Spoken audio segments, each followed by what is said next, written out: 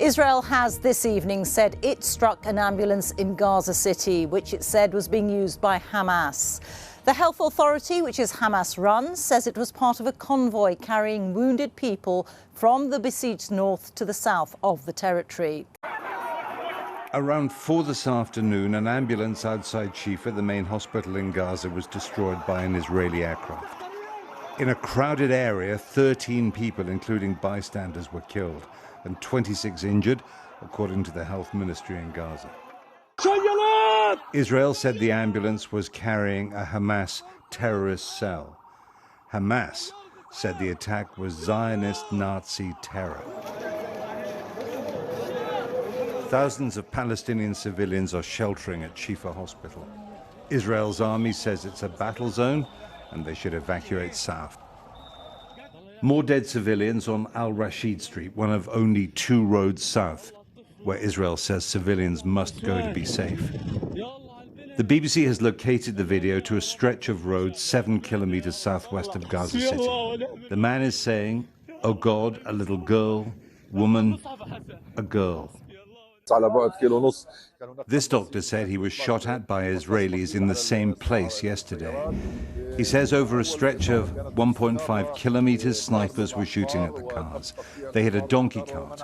The donkey was cut to pieces, along with the cart and everyone on it. This is Ibrahim Asalia, a British doctor stranded without power with his family in northern Gaza. Dr. Asalia from North London was told by the Foreign Office only to risk the coast road in UN or aid agency cars. It's catastrophic here. You know, I see science fiction movies. I never imagined that science fiction can be real. Here, like the movie, like you're on a dream, what's going on. It's beyond imagination. Antony Blinken, the US Secretary of State, returned, hoping to ease the pressure on Gaza's civilians. Good afternoon, everyone.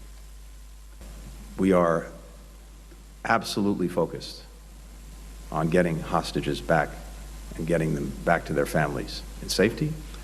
And we believe that, among other things, a humanitarian pause could help that effort. But after their meeting, Prime Minister Netanyahu said there would be no ceasefires until Hamas released its hostages. In Beirut, Lebanon's capital, supporters of the Iranian-backed militia Hezbollah rallied to hear their leader, Hassan Nasrullah, repeat threats that the war might spread. The concern, he said, is that this front might tumble into a wider war. It's a real possibility, and the enemy should make every allowance. Back in Gaza, this is what's left of Maghazi refugee camp. It's in the south where Israel is telling Palestinian civilians to go to escape danger. But there are only bad options at the moment for Gaza's endangered people and diplomats who want to stop this war escalating. Jeremy Bowen, BBC News, Jerusalem. As we heard there, the leader of Iranian-backed Hezbollah in Lebanon has broken his silence on the war. Our senior international correspondent, Orla Guerin, is in Beirut for us now. And Orla, what's your assessment of what Hassan Nasrullah had to say? Well, you know, Reeta, we flew in here this morning and there was a real sense of many in the city holding their breath. A lot of the streets were quiet, some businesses were closed, some of the schools closed early. And people here wanted to know what Hassan Nasrullah was going to say. But it wasn't only his supporters here at a rally in Beirut that were hanging on his every word. It was officials in Tel Aviv, it was officials in the White House, because the big concern has been, would the bloodletting of the past month produce a wider regional conflict? Now, in the event, we got a lot of fiery rhetoric from the Hezbollah leader, a lot of denunciations of America and Israel. We did not get any kind of explicit, all-out declaration of war against Israel. He said all options were on the table. He said the risk of a wider regional conflict remained.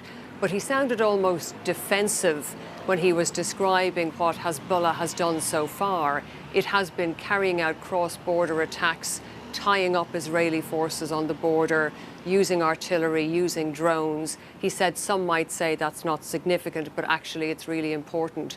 we do know that Hamas has been hoping for more. Now, reading between the lines today, I think the message to Hamas was more or less, you're on your own for now.